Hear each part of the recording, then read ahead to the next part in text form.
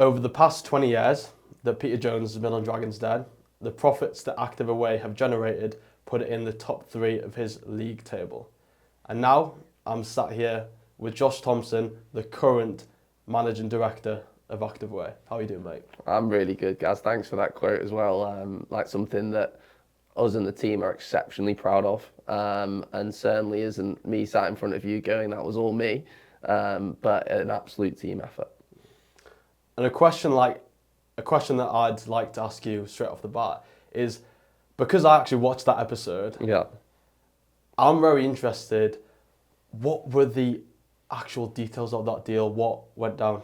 Yeah, sure. I mean, so first thing is just a bit of understanding about us going on Dragon's Den. And firstly, I wasn't on Dragon's Den, so I was an employee at the time of the business. And Matt and Steve, so you've got Steve, who's the founder of Active Away, Matt, who joined a few years later and was Steve's business partner. They went on, and Steve's idea was really cool. He was going on and he was pitching 5% of the business for £1.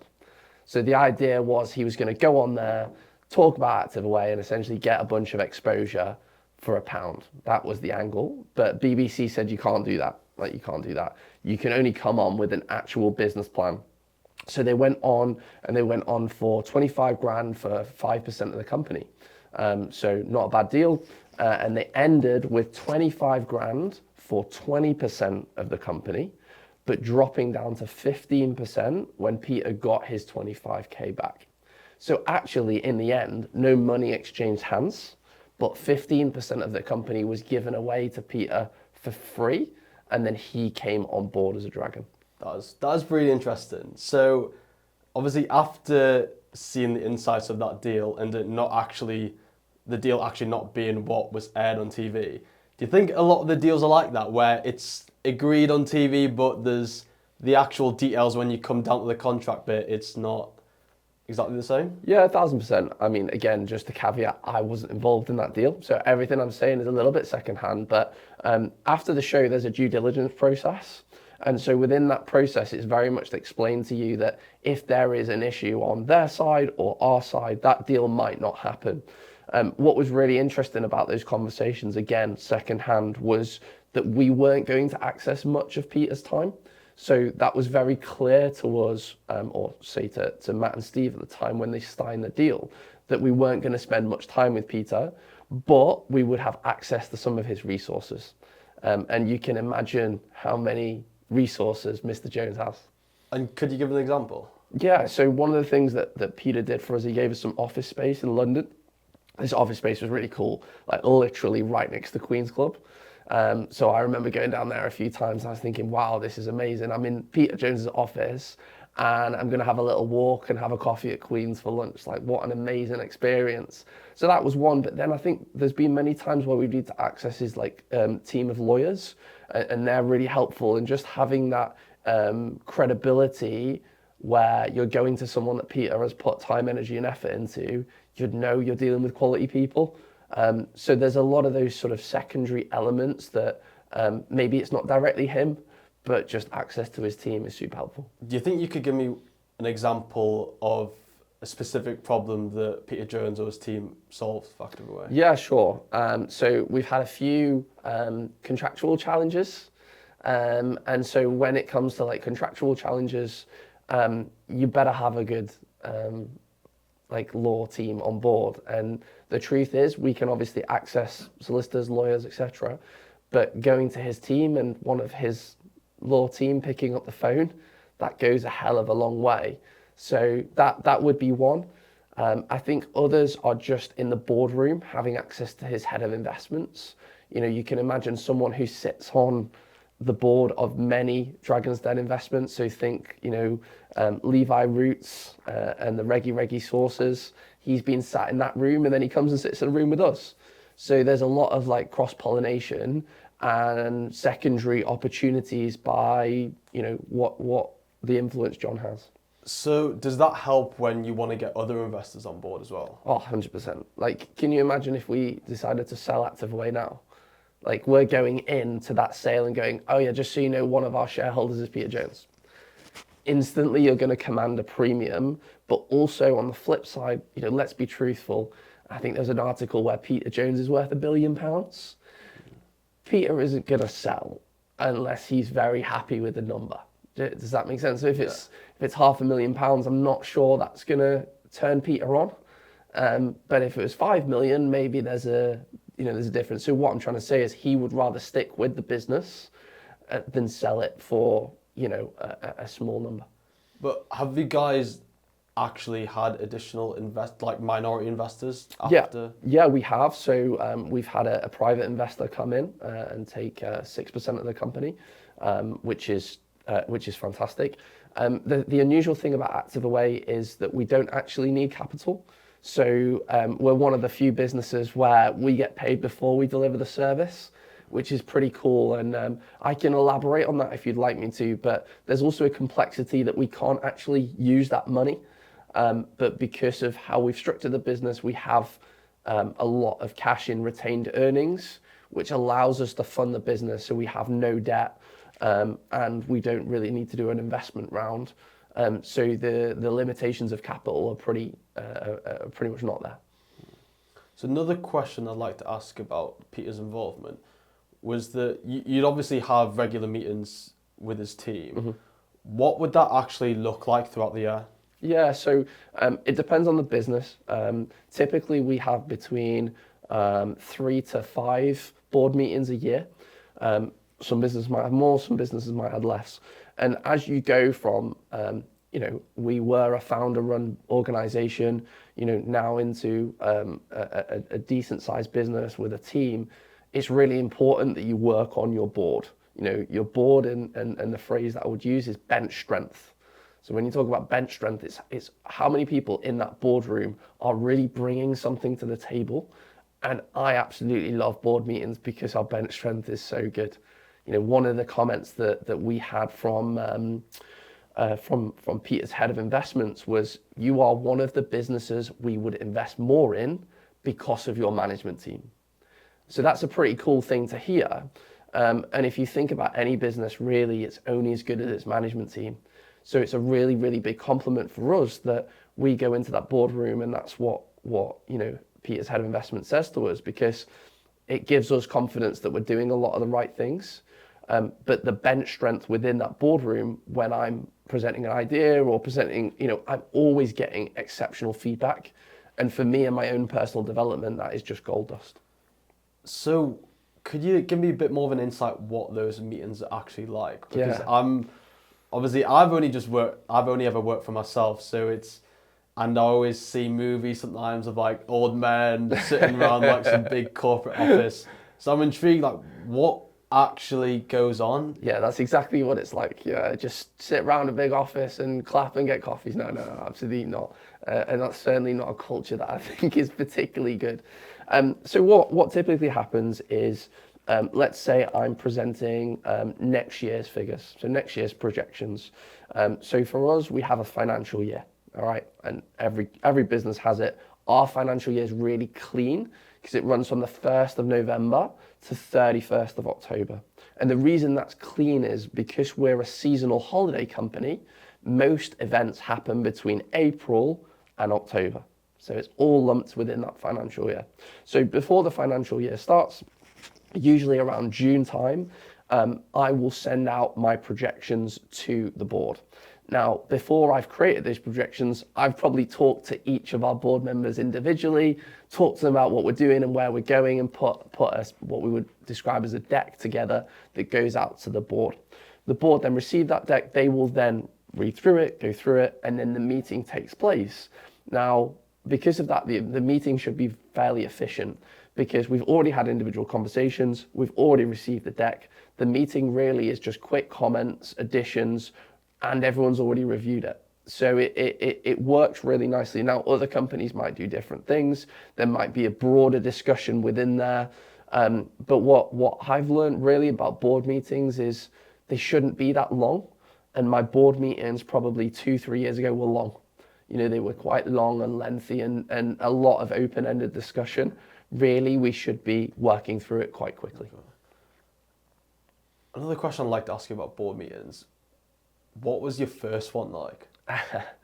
So I'll just share a little bit of my story about Active Away and where I got to. So if we take it back to Dragon's Den, 2016, I was an employee. I was doing a lot of the sales stuff and delivering the holidays and events.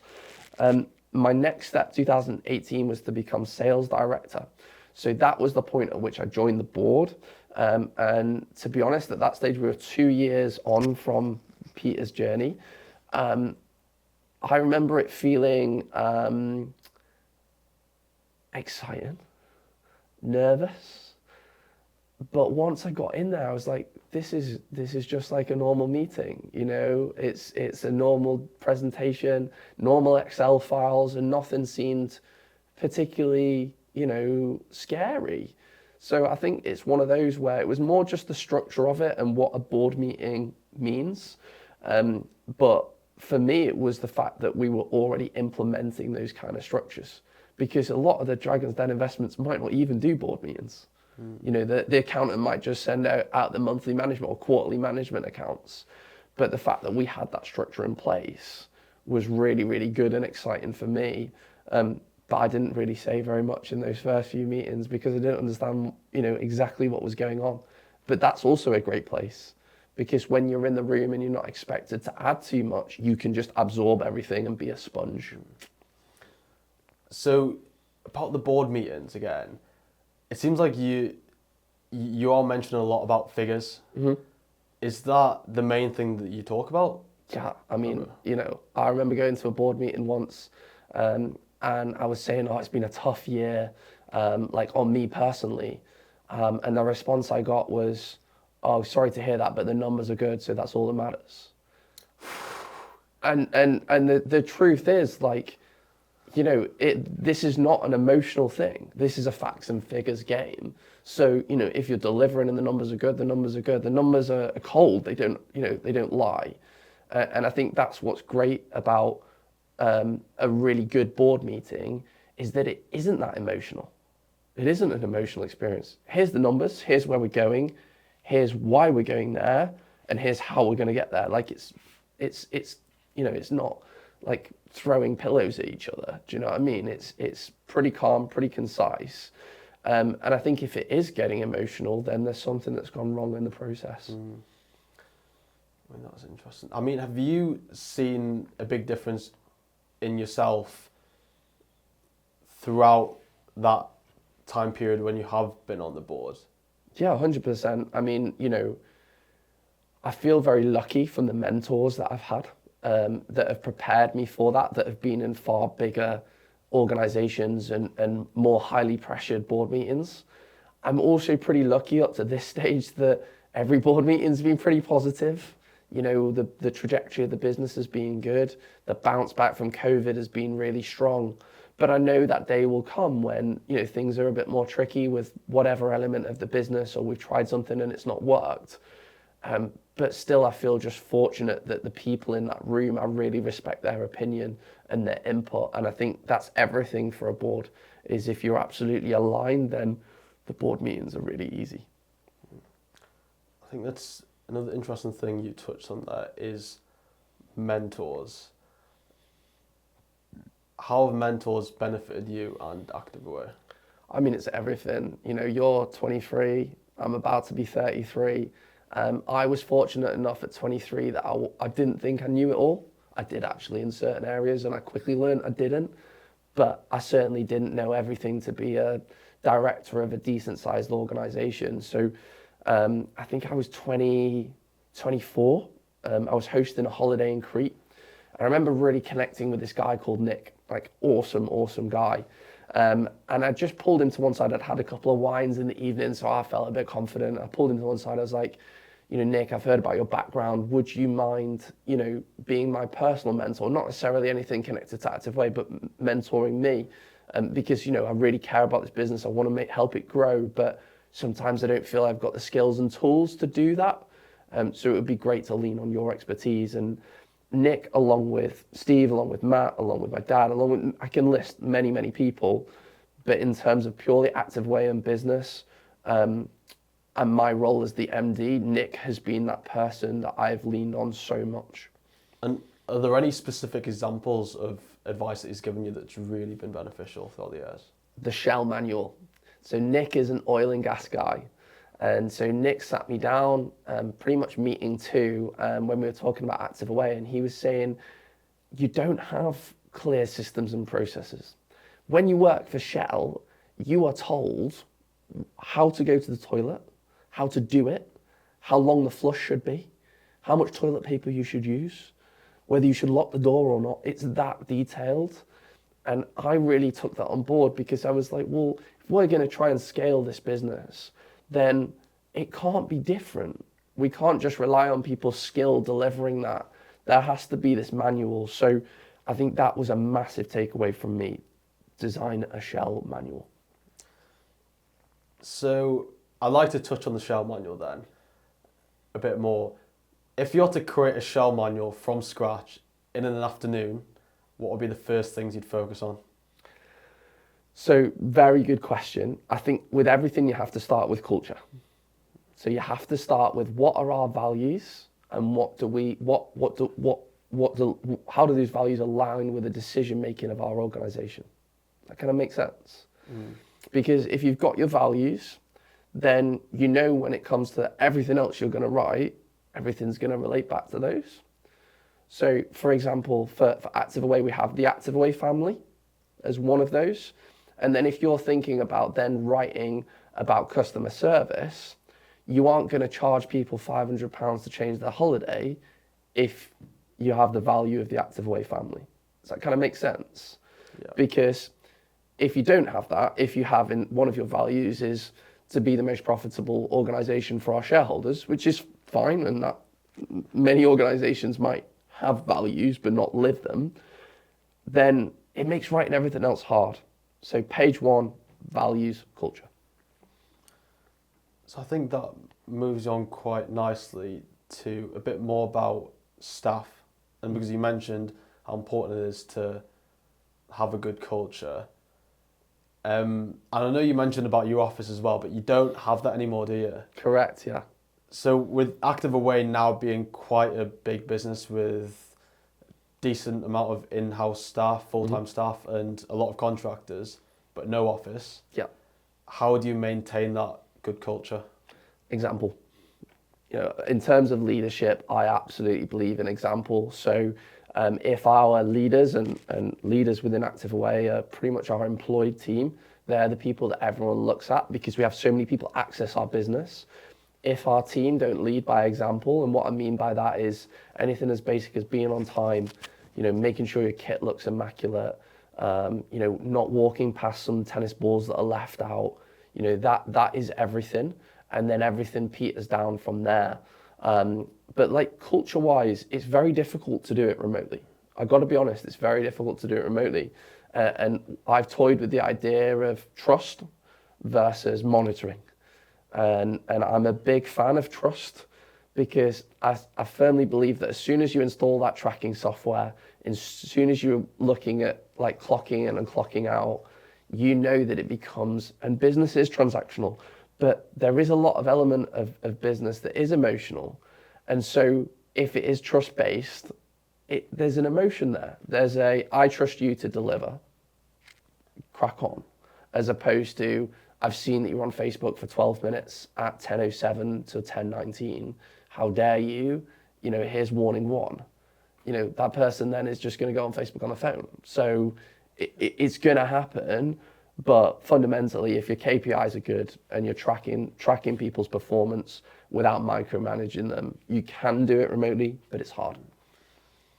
That does sound quite relatable because I do feel like, obviously, I just work for myself, right? But if someone tells me what to do, and a bit too much, like that micromanaging, kind of resent them a bit, and it makes you kind of want to rebel a bit more. Yeah. But I think it reminds me of actually when I first started working for Active Away, just as like a contractor doing the videography. When we mentioned about price, and you said, okay, you're going away for a week, and it's not really that great. But then you were also super open about, okay, I know it's not great. I know it's probably like a stepping stone role. And I was like, wow, so you actually see where you're not just looking out for yourself. Like you can see where I'm coming from as well without me even having to say anything. I do think that is really important. So, I mean, considering you did that with me, is that something that you do with everyone else as well? Yeah, I think empathy is so important in leadership. You've got to be able to put yourself in the person sat opposite you's shoes. Like you have to. There's obviously with any organization, you've got instructions. So I've got instructions from the board to deliver this within these parameters, to deliver this particular plan. But within that, I have flexibility to make decisions and decide, okay, this person this, or what about this with this person? But the truth is, like, take your microcosm. I know you're 23 years old, you're coming away, you're getting to have experience, being in a 5-star resort, with our team. And with that, I know there's a bunch of costs on our side, so we can't pay you that much. So as long as there's a direct relationship and both sides feel respected and understood, it makes it easy. The problem is with any professional relationship is if one side feels like, they're screwing over the other. I remember when we were talking joint ventures, and whenever you're doing a joint venture, it has to be a win-win. Has to be a win-win. You can't have one party winning and the other party losing. You just resent each other. So it's the same with contractors, employees, other board members, directors. You want to see everyone win, and if you have that mindset, you can easily empathize with the person opposite you. And I'm from Yorkshire. Like, we tell it straight. It's simple. It's like, yeah, mate, do this for this, mate. Is that all right? And shake my hand. Yeah, I do get that, and especially with my experience with dealing with different clients, the thing I hate the most is if I'm doing something and I know I'm not getting paid too much, and I know that they know that as well, but they still just try and rinse you. That's what just really, really gets to me.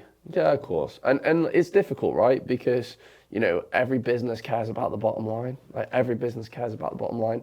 I just think it's about being transparent and honest. Like, that is everything. Because I think with that situation, if someone had come to you and said, look, this is all I can afford, but here's what I'd like to do in a year time or 18 months time. If you go, all right, I'll take that, and then they get a year down the line and they say, yeah, I still can't do it. You'd be like, hang on, I did you a favor based on your word. So I think the phrase there, mate, is, do what you say. And if I say you're gonna get paid this, and in a year's time you're gonna get paid this, and in a year's time I go, actually, you're just gonna lose all respect for me. So I think that's a really, really important thing. Do what you say. I think, yeah, let's just bring it back to the Dragon's Den situation real quick. We talked a lot about leadership there. And obviously Peter Jones being someone who has led multiple teams in many different scenarios. Is there anything that you learned off him when it comes to leadership? Yeah, I mean, again, directly with Peter, I've spent limited time. I think the biggest compliment I can pay Peter is how much his team respect him. And so I think that's probably a cultural thing. He empowers his team and trusts his team to deliver across multiple businesses. Think about, in his portfolio, how many different businesses he's got. So I think that would be my takeaway is I would struggle with that. I would struggle to almost not have my eyes on certain things because I'm just not at Peter's level. I'm at a level below Peter where, I've got our organization and I'm very interested in it. Whereas he is very good at zooming out, seeing the bigger picture and putting the people in place and going, you get on with that, I trust you. And that's how he's become so successful. So I think that moves on quite nicely to another question that I want to ask about Peter Jones is that has his involvement and has his team's involvement changed over the last 10 years? Because there was It's like the 10-year anniversary wasn't too long ago, was it? Yeah. So 2016, the show, and then so we're now in 2026. So 10 years since the Den. I think he's probably just taken more of an interest over the last sort of couple of years, has become more successful. I think maybe, and I don't want to speak out of turn here, but maybe Peter's plan is to look at the ones that are performing and go more into them, and maybe the ones that aren't performing, look at how he could sort of restructure that investment. But you know, for us, it's just accessing his team. You know, accessing his team. He's got such an incredible team, incredible group of people, and I know he'd help. You know, I know if we needed something, we'd pick up the phone, and he would do his best to be there and support us. And some of the things that he said about us as well is just so lovely. You know, I'll never forget when the BBC Pictures to Riches show was filmed. I was delivering that day. I've seen that video multiple times. Like. I was delivering that day, and you know, in front of everyone in the cameras, he was very, very complimentary about me, and he didn't need to do that. You know, so that clearly shows the interest that he's taken in the business and me. And then the relationship that he built with Matt and Steve on the day and through the show, you can see that's a very natural rapport, and you can see that they've got a natural sort of friendship, which is really special. Because he was loving it during the pitch. I remember when he sat down on the like beach chair and they started playing a bit of keepy ups with Matt and Steve. That was pretty funny. Did you see the chest bump with Steve and Peter? Oh, that was awful. That's so bad. But just to be, I mean, that's very funny, but just to be like incredibly clear, Steve and Matt's pitch was exceptional. Like exceptional. It was so well rehearsed. It was so clean. 4 out of the 5 dragons in. I mean, you know, we talked a little bit about my mentors, but you know, I wouldn't be sat here without those guys taking the risk to go on the show, doing an amazing job on the show, and then trusting me. So, you know, you have to have a lot of credit going to what they did, because can you imagine how difficult it is just to get on Dragon's Den? And those guys got on Dragon's Den, got 4 dragons invested, got their favorite one, and now, you know, their business is in the top of his portfolio. I mean, like, you're talking, you know, yeah, just incredible. I mean, did they actually give you any insight on what that day actually was like? Yeah, they did, but it was a bit nuts because they didn't tell me they were going on the show. I just got a call saying we've been on Dragon's Den and it was really good. I was like, oh, okay, cool. Cheers, guys. But no, they said the day was like a long day. So obviously it's what, a 15-minute clip on the show, but it's like a 6-8 hour day, and they were absolutely shattered at the end of the day. I think the story they would share is they went and had a curry after they got Peter's money, and they popped a bottle of champagne. So yeah, just an amazing day, but a long day. And like I say, how bloody incredible to get 4 out of 5 dragons in and get the dragon you want. 6 to 8 hours though. Yeah. Seriously, did they give you any more insight in how that was broken down? A little bit. I think there was just so many questions and they wanted to really understand the business. And obviously the rapport, like Matt and Steve are just such, you know, incredibly affable people. You know, they're really easy to connect with. So I would imagine there was a lot of banter and a lot of chat going on in there. But yeah, they just said they wanted to understand the business, and because there was a bit of competition between who they went with, there was a bit of negotiation. There was a lot of walking to the back wall and having a chat. So yeah, just a long day from what they said. So was there more than one walking to the back wall to have a chat? Do you know what? I can't remember. But I do remember the moment where they came back from the back wall and saying, we'd like to accept your offer, Peter. But maybe you're going to have to get Steve and Matt on here to tell the full story, because I'm just the guy post the show that's got stuck in.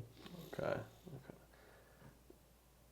Well, yeah. If you didn't have much involvement, I'm still going to ask these questions, but based on the insight that you have had, and obviously you said you've had other minority shareholders come into the business later on, is Dragon's Den like a really accurate depiction of how investment actually works in the real world?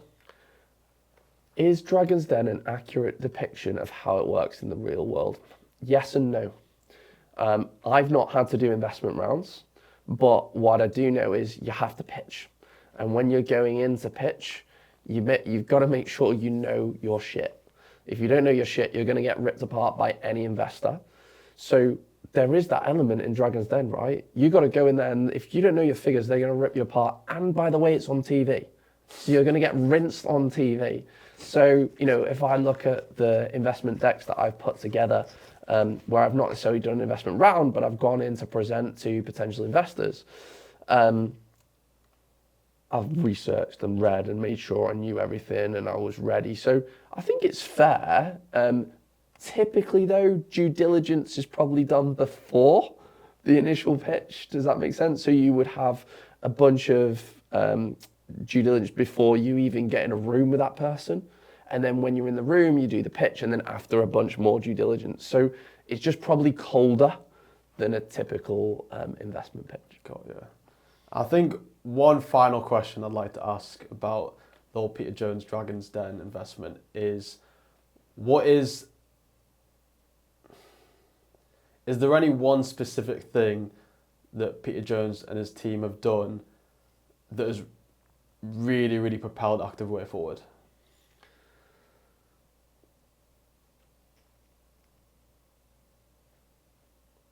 Backed us. I think that's the biggest thing. Like, they've just never not believed in us and the business, and the confidence that has given us to deliver is everything. Because you could go into nuances of officers and lawyers and accounting, etc. But the truth is, they've sat in board meetings and gone, you guys are good, we trust you, we believe in the plan, we believe in what you're doing, keep doing what you're doing. And I think the confidence that gives you is second to none. Actually, that I kind of need to ask one more question after that.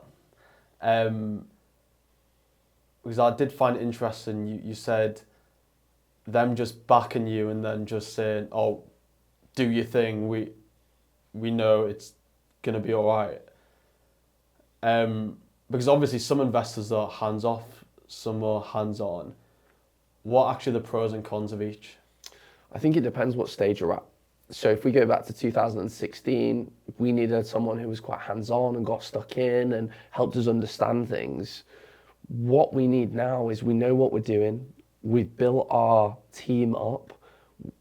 We've got good systems and processes. So now really having someone super actively involved would almost be annoying, because it's like, sort of get out of the way. We know what we're doing. Does that kind of make sense? And that's not me being like too naive. I've just got the people that I need to ask those questions to, and that I really trust and that have the deep understanding of the business.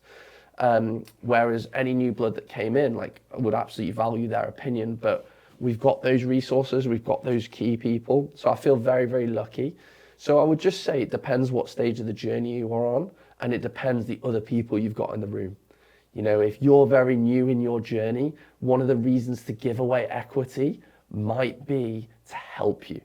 You might just need that mentory.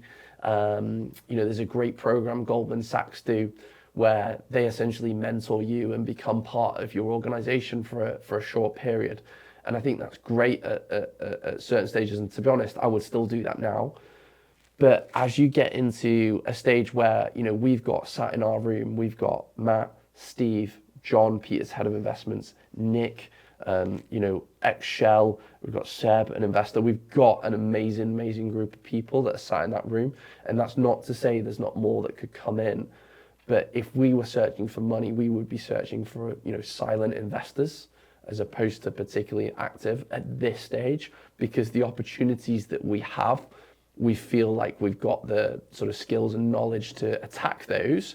However, let's just say we were going into golf, we might either look to buy in that skill set as an employee or have an investor come in that knows golf that is a little bit more active. I hope that kind of answers that. Yeah, for sure. In a concise way. But I think an interesting question to ask then, especially for people who are quite early on, is because I think this is just my opinion, right? But someone who's just early on in their business journey, it's getting investment and getting that mentor where they do actually have equity, it's not always a good thing, because I think when you're so early on, you actually don't know your ceiling. Mm-hmm. And I think if, for example, someone came to me and said, "Oh, I can help you with your sales process and all that. I can come and do this." Well, maybe 6 months down the line, I could be able to do that myself anyway. So,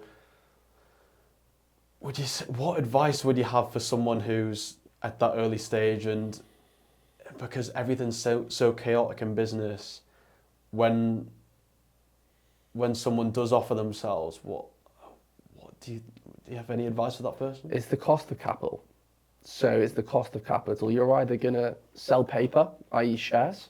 So like I'm coming to you, you want 100 grand for your new AI camera that you're going to buy, and maybe a person you're going to take on, right? So you want that £100,000.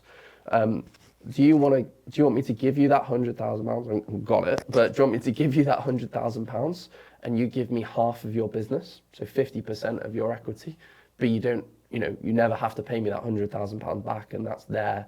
And if the business goes to shit, then that 100 grand's gone. Option A. Or option B, do you want to go to the bank and borrow that 100 grand at 7% interest and back yourself? Yeah. So that it's a very, very difficult, and there's other options that you could play with, a blend, but typically that's how you're going to raise that 100 grand. So it's a balance. It depends what stage you're at. It depends whether that investor would even look at you for 100 grand based on what you've got and your systems and processes, or the bank would. But typically something has to give, and a blend of both at the right times tends to be the answer. That's interesting, yeah. I think we have rinsed the Dragon's Den section a bit now. So I would like to now go on to more about your specific role within Active Away. And so you're the managing director now, but what you've been saying to me a lot recently is your obsession with systems and processes, which includes a lot of automations. Mm-hmm. And you again told me this before, that actually on the first day that we met, that how expensive it is to actually bring someone in full time as an employee, especially Active Away, when it's not just someone's wage, there's certain expenses, and obviously like me as a contractor, it's not just my rate, it's like my flights, my hotel, bloody hell, like it's a lot. So could you maybe explain what most people don't factor in when a business is trying to hire someone full time? Yeah, sure. So we're looking at now a minimum wage, I believe somewhere between 23, 25k in the UK. On top of that, you're going to pay 3% pension, and then you're going to pay national insurance contributions as the employer. So let's just, for argument, round numbers, let's just say the cost to hire that person is around 28k. So 28k to hire that person, but then you've got to make sure you've got a laptop, make sure they've got a phone, make sure the phone line's paid for, make sure they've had the training, which involves someone else's time, which you have to factor in. Make sure that you're covering their travel costs when they're traveling outside of anywhere for work. So for Active Way, that could be travel to the airport, flight, hotel accommodation, food, and all of a sudden you've got an employee cost that's particularly high. So there's elements where we need that person. We need that person to be delivering out wherever that might be. But on the other side, that's where we have to be quite lean with our back office team, because someone's out delivering our products, they're delivering a service that is very, very tied to revenue. Whereas if they're a little bit more back office, it's not got that direct correlation, which is where the automation element can come in. Okay.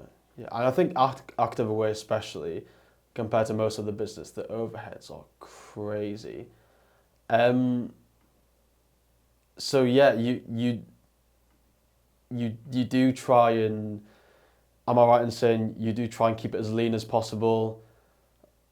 So could you give me an example of how to do that? Yeah, I think, look, we've learned how to do more with less. And for you, 23 years old, starting out, you're learning that lesson. And that is an amazing skill. If you can do more with less, then if you get some cash, it's just like petrol on the fire. But if you're someone who can't do more with less and they need a bunch of cash to be able to do anything, then you lose out on that sort of hustle skill set. That kind of makes sense. So if we're doing a deal with a hotel and we know we need 6 coaches in a resort, I'm pushing that hotel as hard as possible to give us some either complimentary rooms or discounts on rooms to help us reduce that cost down. But if we've got a big business mindset where it's just, oh, okay, we're going to have to pay for 6 rooms and we'll just chuck that on the cost of the holiday for the consumer, that doesn't quite work. So yeah, for us, we've learned that lesson, and there's a balance, right? There's a real balance, because I feel with some systems and processes we're too lean. We probably need some more people as part of that process, and otherwise it can be a failure. And then in other ways, I feel we can be leaner. So it just depends on the business's goal, right? If you're focused solely on profit and you're a profit-making enterprise, you might have a different mindset. An example of that would be a Ryanair. Whereas if you're more focused on growth and you're just, all you care about is, users, people, however, you're going to have a very different mindset. It's all going to be, customer acquisition cost, etc., just to get that person. And then over time, you might become profitable. So it really does tie in with the goals of the organization. And we're definitely not Ryanair, to be clear, but we're definitely more towards the profit side of things, which has then enabled us to be a sustainable business, but also not skimping. Just one example would be tennis balls. Tennis balls come in a variety of calibers. Ours are at the topper end, towards the top end. They have Active Away logos on. They're really nice. So it's that balance between picking where you spend your money and where you don't spend your money. Got you. So I think that again leads nicely onto another topic that I really, really want to talk to you about, and that is automations, because I did have a good look through your website as well, and one of the big sections on there was automations. So I think first question I have is, what would be the first automation you would build in a small business to save time and money? Well, you need to get paid. So every organization needs to get paid. So what does that process look like? And my argument as a freelance videographer would be that could be messy. You maybe send them a WhatsApp and then you type up an invoice in Word and then maybe they don't pay, and then you send them a chaser and then maybe they do pay, but you're not sure if they have because it's a mess, right? So I would always focus on how you get paid. And that can come from a very simple spreadsheet that you fill out, you press a button, it sends that to your customer. If they don't pay, they get automated reminders. When they pay, it gets reconciled. Maybe it goes into your accounting software, and it's sexy, right? It's sexy because you're getting paid. You can reconcile everything. So that would be the first one for me. Okay. And yeah, I'd like to just, you've got quite a few articles on there, and something that grabbed my attention was your article about WhatsApp flows. So what exactly is a WhatsApp flow? So every organization or every person within an organization does business on WhatsApp, right? That's pretty much what happens now. So what we wanted to do was move away from a WhatsApp to Josh or a WhatsApp to one of our employees and have a central hub. So you can WhatsApp Active Away. And then what we also don't want to do is it just be a WhatsApp conversation with Active Away. We want to offer an element of self-service. So a WhatsApp flow is essentially a form within WhatsApp that the consumer can complete. And what that might look like is consumer enters their booking ID, that pulls the booking from our booking system, shares that with the consumer, obviously passing security, and then you can answer questions about that particular booking, and it will save so much time. As opposed to They send that booking ID to one of our team. Our team have to then take them through security. Our team then have to manually send them the booking. It saves so much time. So it's a form within WhatsApp that the user can complete, but it's what you can do after that form to enable customer service and other elements to be a lot slicker. God, yeah. Sounds pretty useful. So there's another article on your website that I'd like to ask about, and it's about tracking clicks. Yeah. So why is it so important to track clicks on your website, and could you use automations to help with that? 100%. So if you think about any organization, I guarantee you they track these two numbers, turnover and profit.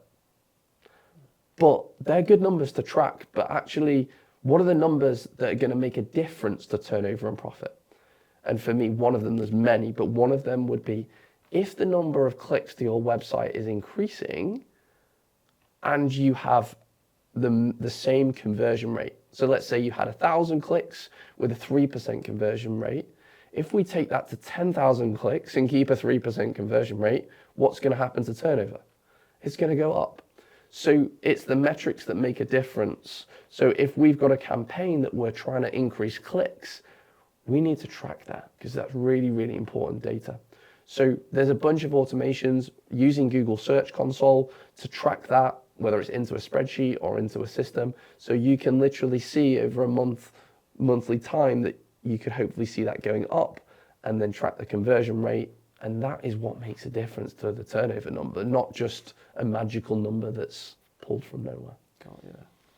I mean, you have loads of information on automations that, again, anyone can check out on your website. But what is the single most effective automation you've created for Active Away? That's a great question. I would say our playlists.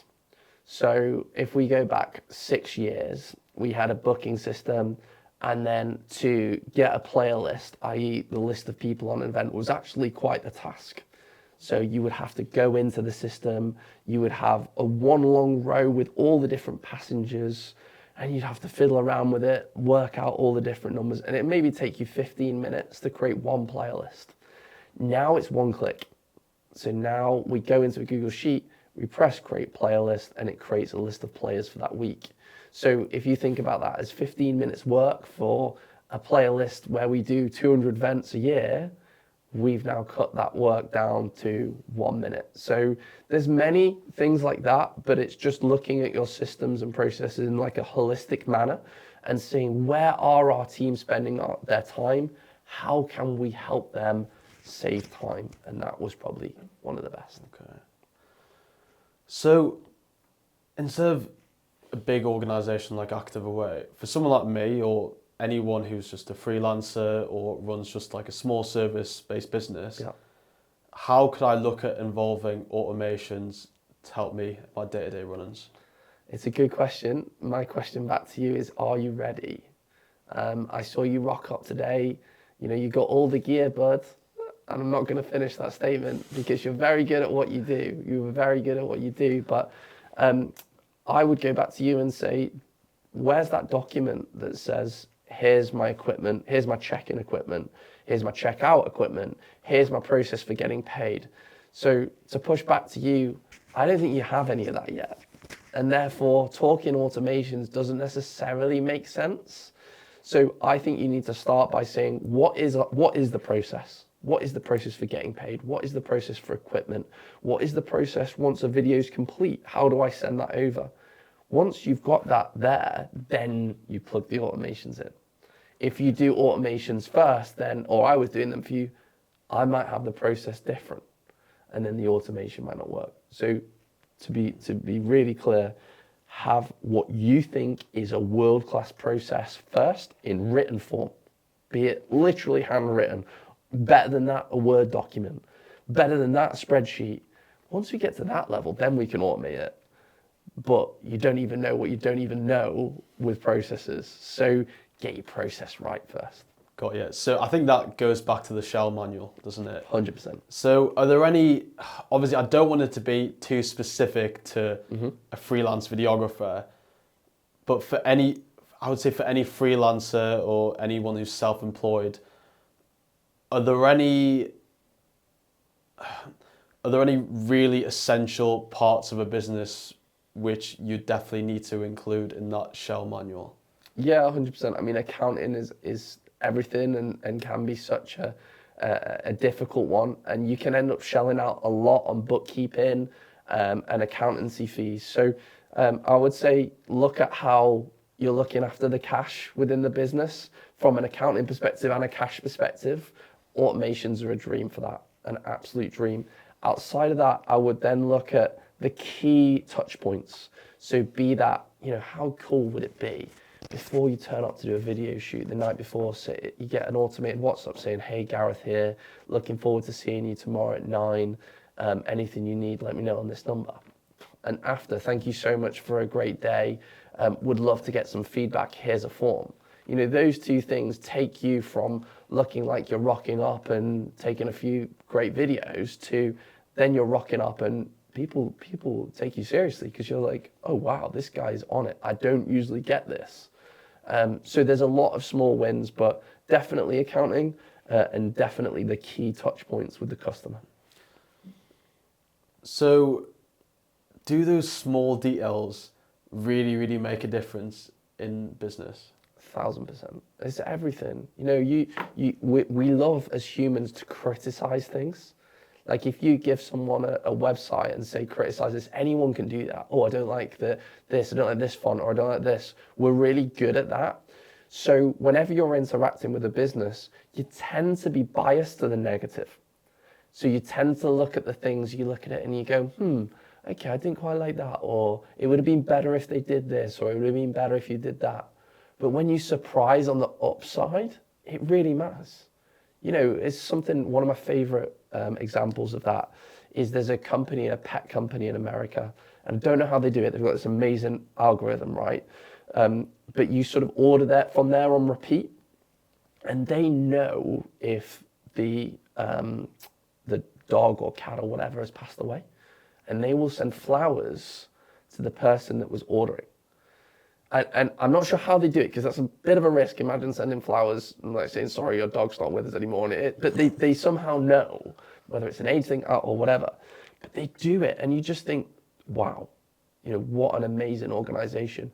And that's quite a big thing. But for you or a small organization, a little thing like an automated WhatsApp or a little thing, like an automated email that's done really professionally just makes you stand out from everyone else who's just sort of winging it and sending a thumbs up emoji to say, "I'm here." It's a very, very good point.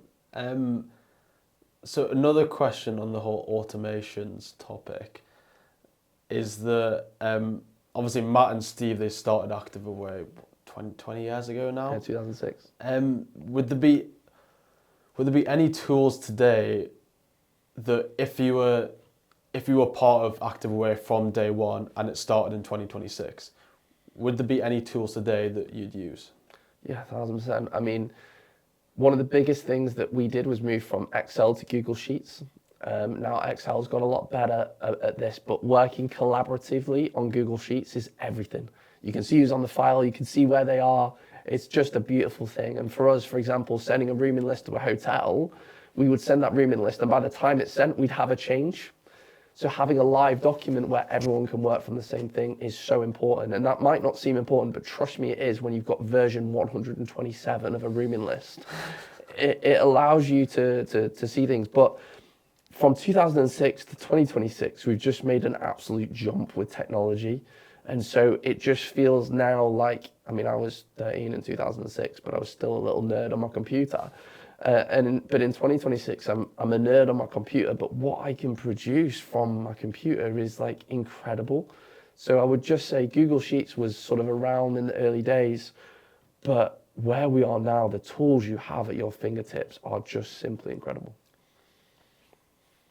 Yeah, technology in 2026 is kind of crazy. And there might be one slightly big elephant in the room, which is AI.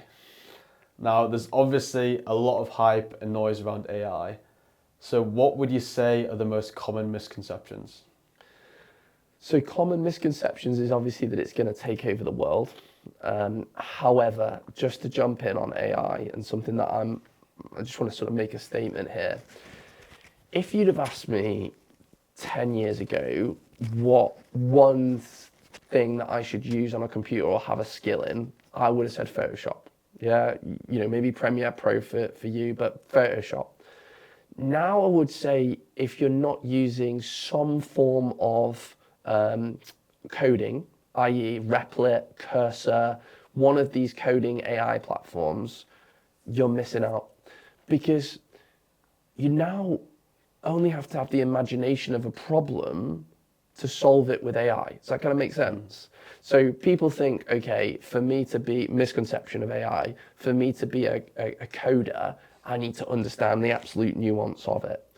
Well, yes, if it's public facing, but if you're creating something for internal use, so an example might be you want to upload a spreadsheet to your database and it doesn't have an import CSV feature, but it's got an API connection. Now, what I've just said there might not make any sense. It doesn't.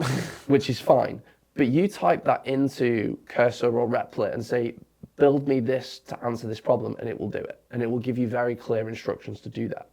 So my point would be is if you're not doing some point of vibe coding, some idea of that, then you're missing out. So to answer your question directly, misconception of AI is that you need to be a coder in order to code with AI. Okay. So what does AI mean to you within the context of your role, Active Array? It allows me to go from being an exceptional generalist to like a world-class generalist. So my biggest skill is I can probably turn my hat to most things. I'm a 6 out of 10 at accounting or a 7 out of 10 at marketing, but I'm not really a 10 out of 10 at anything. But what AI does for me is it closes that gap. So take something like our website, I'd give myself a 6 out of 10, it makes me a 9. And so I'm using it every day, but I'm using it from a base level of skill. Because if I said I was a 1 out of 10 at websites, it would probably only get me to a 2 or a 3, and I'd be really confused and scared and wouldn't know what to do. But once you've got that base level of knowledge and you plug in AI, you can just produce so much more.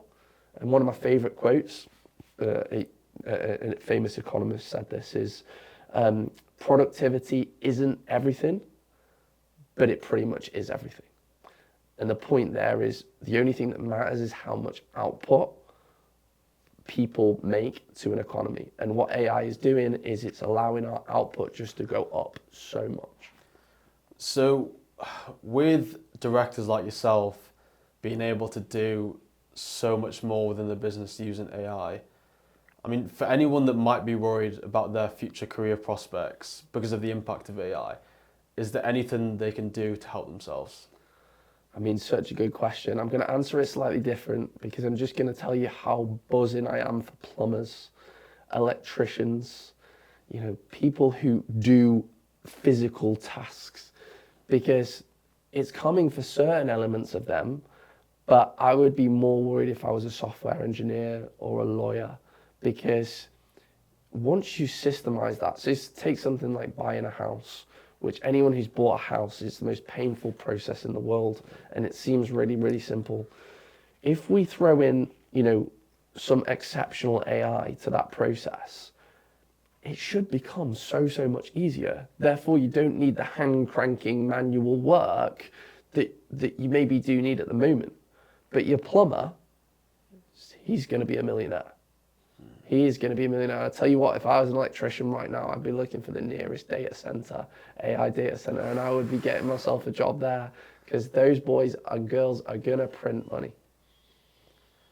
So staying on the topic of AI, do you think AI could potentially replace me as a freelance videographer? It's a great question. I believe that you, like everyone else, will manage the AI. So I believe that you will have an AI video camera that will do most of the hard yards for you, and your job will be to manage that and monitor that and ensure it's doing the right thing. So for you, I think there's a massive opportunity to be at the forefront of AI videography. So if we look at how software engineering is going, is basically a bunch of AI agents that look at code, write code, and the software engineer reviews it. I genuinely believe this is probably might even be $1 trillion company. The first AI company that can handle video editing by prompts. That is, it's tough because of file sizes. You think Premiere Pro, but can you imagine like all you do is communicate with the video and it's edited for you? Like for sure that's the way it's going, but if you can be at the fore of that and as soon as that comes out be an expert in that, that's the way to go. Because otherwise if it just becomes like an automated process, i.e. upload SD card, video produced based on 2 prompts, yeah, then you're screwed. But that's going to take a long time. Whereas I think it's going to be you'll prompt, you'll review it, you'll prompt until you're happy with the edit. But spending 24 hours on Premiere Pro for a video, I think in 2 years' time won't be a thing. So from what you said there, I'm starting to think that just the skill alone of videography and photography might be more of like just a stepping stone for me. That, like what tennis coaching is for a lot of people who play tennis as a kid, I'm using my skill as a videographer to then put myself in situations where then I can build on that skill to then future-proof my career a lot more. Mm-hmm. I mean, is there any potential routes I could take? I think it's a great question. I fundamentally believe that you are going to need people in videography. But like anything, if you're the best at it and people know you as the best at it, they will come to you because they want you to look after it. So if you take active away and what we do, we want you because we think you're good at it and we think you'll take care of it, right? If we thought that you weren't very good and didn't take care of it, we wouldn't. So that isn't going to change. It's just going to mean the skills and tools that you have available are going to change. So just be at the forefront of that, mate. Don't worry too much about it not happening because what's going to happen is there's going to be less employees and a lot more people starting businesses. There's going to be a lot more people caring about businesses and personal brand and all those other things. And so I think that's where you want to focus your time, energy, and effort because for sure your industry is exciting. Okay. Phew. So we talked a lot about automations and AI there, but I think it would be a nice transition to talk about the hiring process. Mm-hmm. So when do you think you should hire instead of automate? It's a really good question. So first thing, automations, they don't get sick. They work 365 days a year and they don't take holidays. So automation's awesome where it's a system and a process that is repeatable. Does that kind of make sense? So for example, if we go back to 1960, signing a contract, you would go in, you would sign the contract, it would go in a filing system, someone would put it in there and then they'd get it out there a few years later. Now we know that that's an automated process through DocuSign or whatever. So if it's a repeatable process, automate it first. And then it depends on your business. So if your business is personal relationships, so I'll give you an example. Holiday companies that sell from a person. So you have these sort of personal holiday reps where you ring them up and they say, hey, I've got you this great deal, and you have that rapport with them. That's an important thing. That's one style of business. You've got a Ryanair where it's just they compete on price, they don't want to talk to you. That's their automations are going to be so strong because they don't want people. So I think there's an element of the style of the business, and then there's also an element of the type of automation that you're building. And I do get that obviously context is super important when you're thinking about hiring, but is there a typical first role you would outsource in a small business? Yeah, a good question. I mean, I've heard a lot of people answer this with a personal assistant. You know, a lot of people have answered that with just free up your time as a founder, get a virtual assistant or a personal assistant first. I quite like that. I really quite like that. I think fundamentally, if you're a key person in the business, your job should be going out and getting sales. You know, you should be the chief marketing officer of your business. I really, really believe that, because no one's going to care like you care. And that's really important. So anything where you're not doing that, I would try and either have a contractor or an employee or an automation fill that gap. If you find you're spending so much of your time on like operational, dealing with, you know, like stuff that's basically not bringing in new business, you probably need to look at automations or people. Does that kind of make sense? Yeah. I mean, you mentioned virtual assistants there, and obviously with websites like Fiverr, you kind of can get access to anyone all over the world. Yeah. And I know now, after working for Active Away, that you actually hire some people from the Philippines. So how do you even go about hiring someone reliable from those countries? Yeah, it's the same as hiring anywhere though. You know, we hire remotely. So we always look for attitude, you know, attitude over everything. And when we know someone's got a good attitude and that they care, it doesn't matter where in the world they are. And if you can really define a role and you can be very clear about what you expect from that person and have really clear KPIs, it doesn't matter where they are, because you can hold them account to those KPIs. And we've had success and we've had some that haven't been successful. But fundamentally, straight up, hiring costs in the UK are super high. The caliber of overseas talent is very, very good. So we found a blend works really, really well. So how does hiring overseas staff, especially from lower income countries, affect freelancers like myself? Wow, that's a question. It does affect you. It does affect you because there's an element of a race to zero with it. However, you're in the UK delivering UK videography services. Only you can do that. So that's not particularly competitive. Where it is competitive for you is the video editing element. You know, the truth of the matter is, would I choose to get a video edited by a UK or US national? Probably not, unless they really understood the business and understood what we were doing. I would go to the market or go to the world market and say, hey, here's the style of video editing we want. You know, here's the time frame and expectations. Let's see some trials. And I would look at that way. So for the front of house stuff that you do, I don't think it's going to affect you too much. But the video editing, I see video editing as a massive race to zero. I think talking about that overseas talent it's a good transition onto business in the UK. And there's so much noise about it, especially I see on YouTube. Like I love to see American YouTubers shit on the UK. Like they love to do that. And yeah, I just hear so much noise about it, and especially noise about a lot of wealth creators leaving the UK, going to countries like, not countries, Dubai's not a country, is it? UAE, yeah. UAE.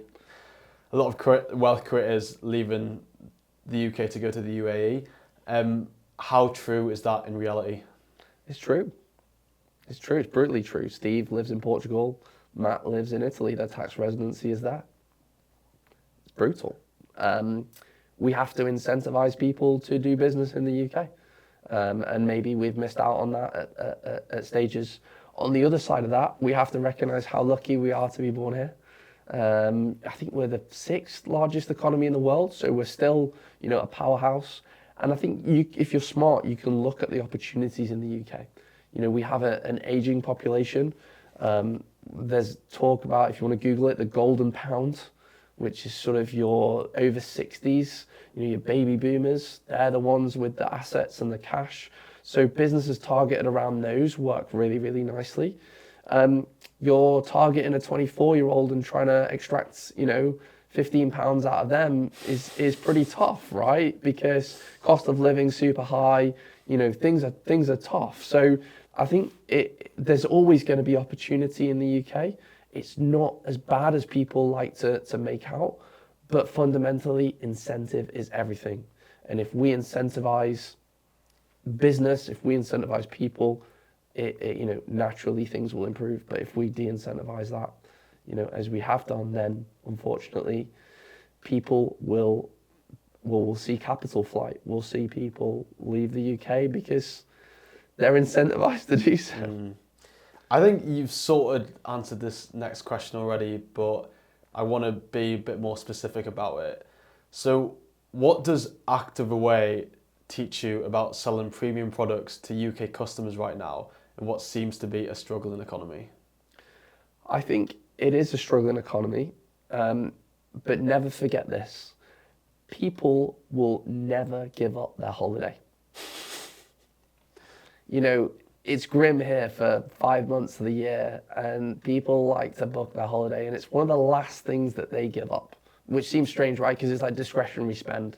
It's not something you need, but people love to go on holiday. So I think if you look at the people that we're targeting and working with, that's a very important date in their calendar. So it works for that reason, but it also, to be honest with you, it works because we have an amazing community. And that community loves spending time with other members of it, with our team, with our destinations, with our hotel partners. So, we've built a recipe that's pretty repeatable. That's not to say that, it isn't difficult to go on holiday now. It really, really is difficult, and it is not cheap. It's not cheap. We've seen crazy increases in our underlying costs, absolutely crazy. But fundamentally, that's the playing field. And we believe we've got a great product, and we believe we're one of the first things in people's calendar, and we want to make sure that our product offers as much value as possible, so people keep coming back. I mean, it is interesting. Active Away is obviously a very premium product. It's also a non-essential product.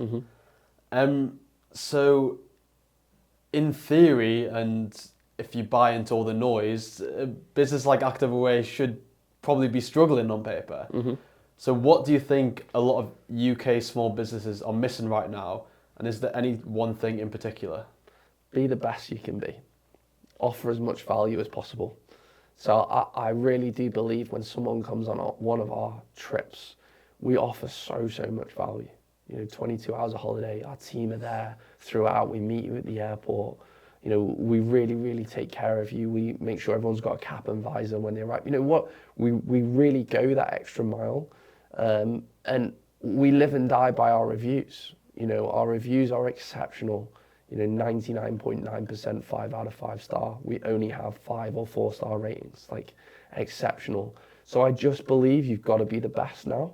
And if you think that you can be average and okay, I'm not so sure. The consumer is extremely smart. They're going to look, they're going to speak to people.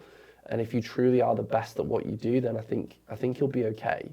But if you are the best at what you do, don't rest. Keep offering value, keep doing more. Always go above and beyond with what you offer. I forget the name of the book, but it's essentially about unreasonable hospitality. So offering unreasonable customer service. And I just believe in that. So you mentioned a lot about going above and beyond, really, really impressing your clients. But obviously, in some cases, you need a decent amount of budget to do that. And obviously, there's a lot of businesses that don't have a good budget. So I would like to talk about how to run a company on a budget. Yeah. So just to interrupt, right? Sorry to interrupt, but agree that those things require a budget in terms of going above and beyond. My question to you would be, when was the last time you received a handwritten note? I don't think ever. Never? Yeah. I guarantee you, in the last 10 years, I have wrote 1,000 handwritten notes, maybe more. And that costs nothing. And some people might not see the meaning in it, some people might, but I will always write a handwritten note for whatever reason, be it thank you so much for your 10th holiday, sorry we got this wrong, but that costs nothing, right? Or coming a little bit earlier, or making a homemade cake and taking it, whatever, things that aren't big gestures, but they just make such a difference. And I always ask that question: when was the last time you received a handwritten note? No one has. Why are not more organisations doing it? Yeah, I do think it goes back to the point of doing more with less, right? So, what is one inefficiency you see all the time in UK small service businesses? Accounting, invoicing, there's loads. I mean, I was watching, so here's a little funny thing about me. I've always been into trains since I was a kid. So I know, strange. And so when I was up to being about 11, I was like mega into them. Like went on the Flying Scotsman once. That won't mean anything to you, but honestly, Flying Scotsman was like, yes. No, Then I've even heard of the Flying Oh, Scotsman, okay, to be good. fair. And then I got to 12 and I used to get the train to school, so that killed my love of trains, right? But this morning, because of my YouTube algorithm, it does feed me some train content. I got onto this like behind the scenes of Victoria Coach Station, right? Very niche, right? I'm not a coach man, but I thought I'll give it a go. There's a guy, right, at the gate with an Excel piece of paper, like with a number for a bus, checking it off, and they're there for 24 hours doing it. I was just like, this is Transport for London running this. So this isn't a small organisation, this is a big organisation. And I'm like tingling. I'm like, how is that not an iPad? How is that not the bus driver leaning out of a window going, I'm here, the camera scanning the number plate and it popping up, go to number 10. And so that was just one where I'm like, that's a pretty big organisation and that's a job. Like that should be automated, and that person should be doing something where we're getting more buses in, or we're making the buses more efficient, or whatever. But one tiny example, I mean, we could go as long as we want about inefficiencies, but that one hit home. Like, why is that not an iPad? Yeah, that is a good point. But I think let's take it back to, again, like the small businesses, right? So if someone doesn't have a big budget, what are the top 3 things they should do to look more professional? Introduce automations. Do some things where you're going above and beyond and you're trying to acquire customers. So for example, that might be you're going to send them a homemade cake with a handwrote letter to say, hey guys, would love to do business with you. Here's my favorite lemon drizzle cake. Send me an email. Who's doing that? And what's that going to cost you? Like £4, £5 in ingredients? And let's say you do 10 of them. You could even do it at scale. So be unreasonable with trying to acquire customers. And reviews.